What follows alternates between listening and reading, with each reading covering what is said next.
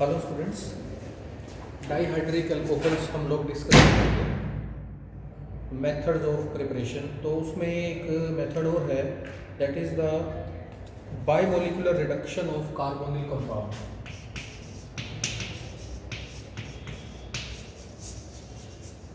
बाइमोलिकुलर reduction of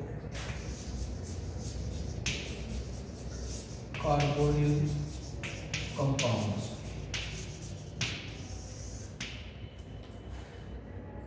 Suppose we have two molecules of acetone in the presence of magnesium in benzene. First step में ये लेंगे हम, second step में hydrolysis करेंगे।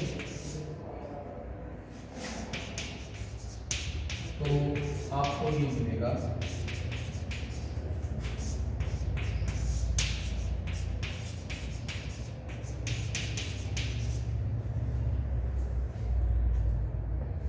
ठीक है। It is completely substituted diol, इसको पीनाकोल भी बोलते हैं शॉर्ट फॉर्म में। कॉमन नेम है इसका पीनाकोल। आगे रिएक्शन भी आएगी पीनाकोल और रीअरेंजमेंट, उसमें भी आएगा ये। अब इसका मैकेनिज्म देखिए जरा कैसे होती है रिएक्शन।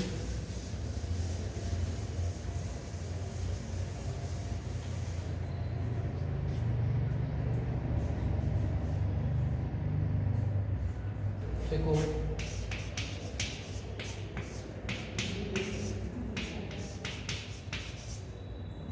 हमारे पास ये है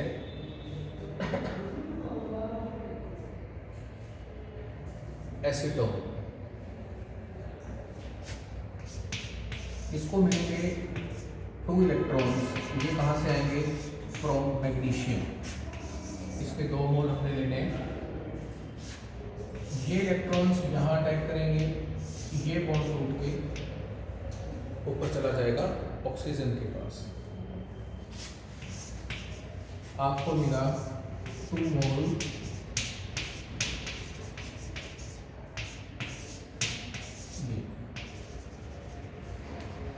ये 2 इलेक्ट्रॉन है, 2 मोल के पास आ गए। फिर ये जो स्पीशीज आपके पास बनी, इसकी होती है कपलिंग।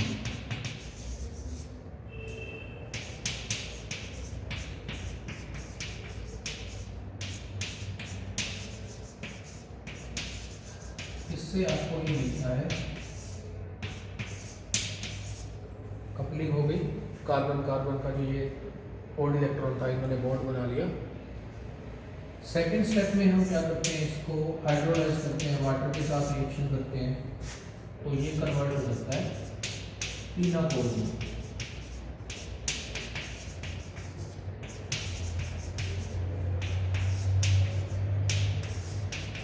ये आपका प्रोडक्ट है।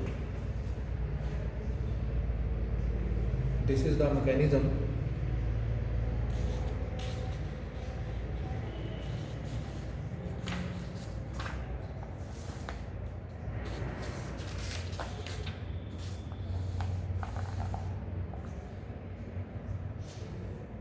ठीक है,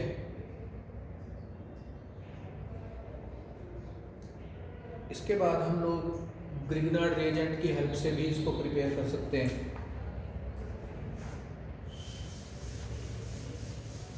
नेक्स्ट मेथड है जो वो है ग्रिग्नार्ड रिएजेंट कैसे इसको प्रिपेयर करना।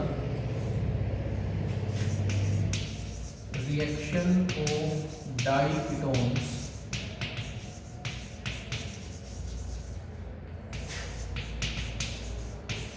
with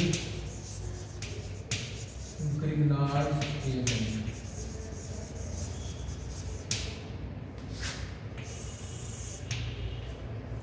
डाईकीटोन की रिएक्शन करनी है। जैसे सपोज करो आपके पास ये है कंपाउंड,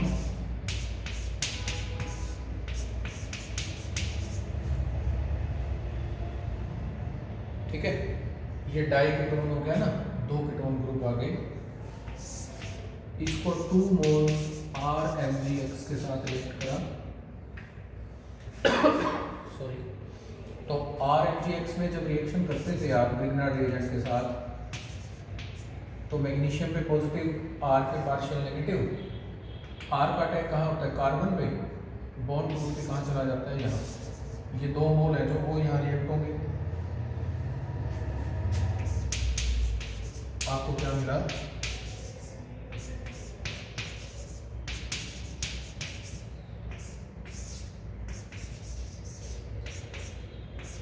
ये मिल गया। ऑक्सीजन के साथ FgX आ गया और R चला गया कार्बन पे। फिर इसकी हाइड्रोलिसिस,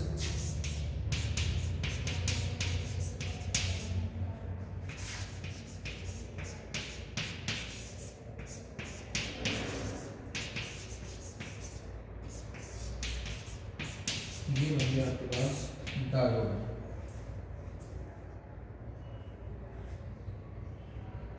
ये है इसको ग्रिग्नार्ड रिएजेंट से प्रिपेयर करने का मेथड।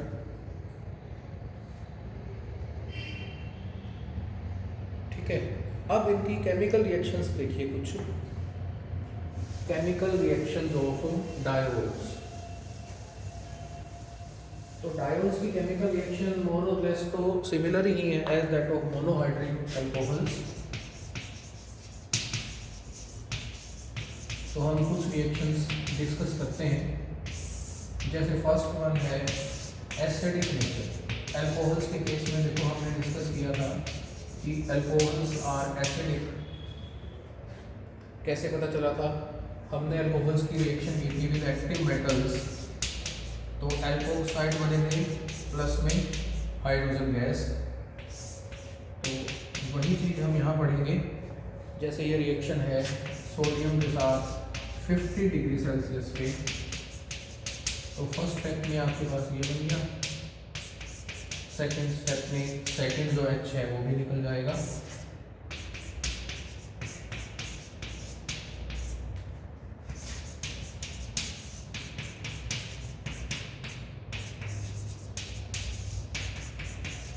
अब देखिए जो फर्स्ट स्टेप से हमने H पॉजिटिव निकाला ना, ये गया जो, वो तो 50 डिग्री पे गया, लेकिन सेकंड स्टेप में 160 डिग्री तक हीट किया तब जा रहा है वो।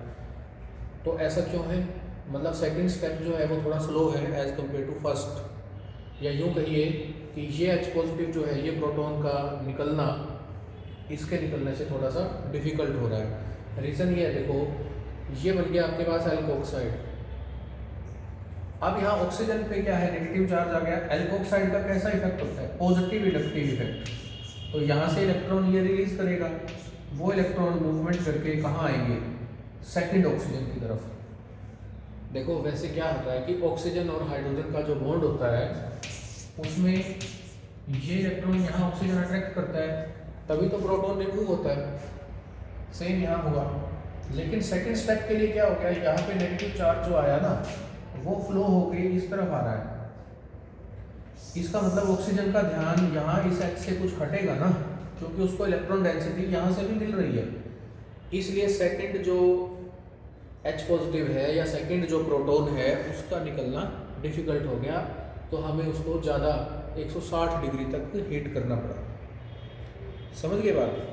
उसके बाद PCl5 और थायोनाइल क्लोराइड के साथ रिएक्शन है जो वो बिल्कुल सिमिलर वे से होती है जैसे मोनोहाइड्रिक अल्कोहल्स की हो रही थी। Reaction with PCl3, PCl5 and SOCl, phosphorus trichloride, pentachloride and thionyl chloride. तो क्या होता है?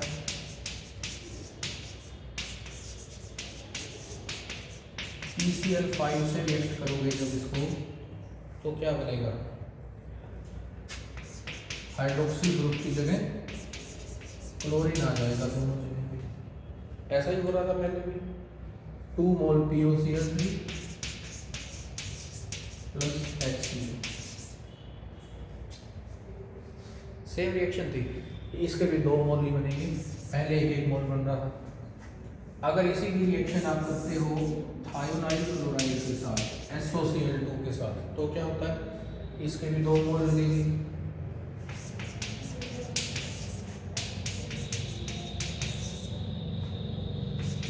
2 मोल सल्फर डाइऑक्साइड, 2 मोल HCl, ये दोनों गैसेस बनते थे। और ऐसे ही अगर हम इसकी रिएक्शन PCl3 से करते हैं, PCl3, तो भी सेम ही बनेगा, CH2Cl CH2Cl प्लस 2 मोल H3PO3। मोनोहाइड्रिक में एक एक OH ग्रुप था वो रिमूव होता है, और डाईहाइड्रिक में फिर दो H पॉजिटिव हैं तो वो दोनों ही रिमूव होंगे।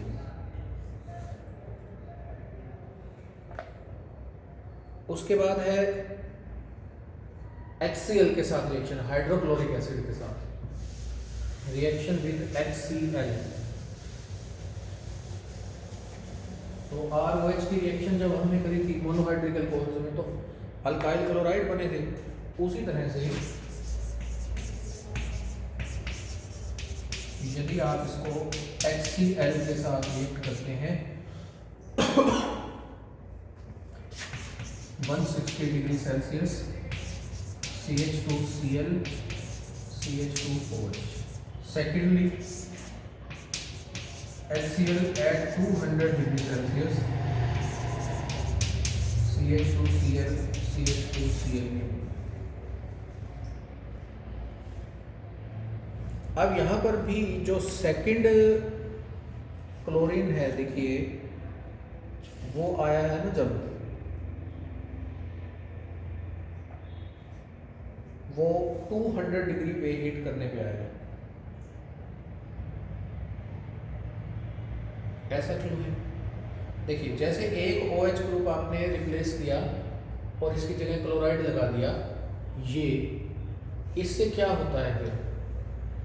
इससे ये होगा कि देखो, it will reduce the overall electron density on the remaining oxygen.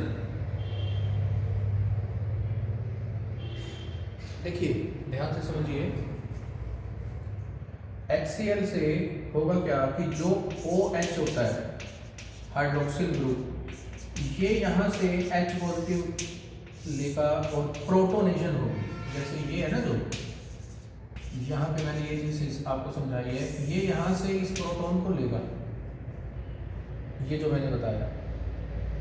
ऐसा कब हो सकता है? जब इस पे इलेक्ट्रॉन डेंसिटी ऑक्सीजन पे ज़्यादा होगी। अब आपने ये OH जो है ना, इसको तो ये वाटर बन के निकाल दिया और क्लोराइड का न्यूक्लियोफिलिक अटैक हुआ, यहाँ पर क्लोराइड आ गया। अब जो क्लोरीन है ये माइनस आई इफेक्ट वाला होता है, नेगेटिव इंडक्टिव इफेक्ट। ये इलेक्ट्रॉन अपनी तरफ अट्रैक्ट करेगा,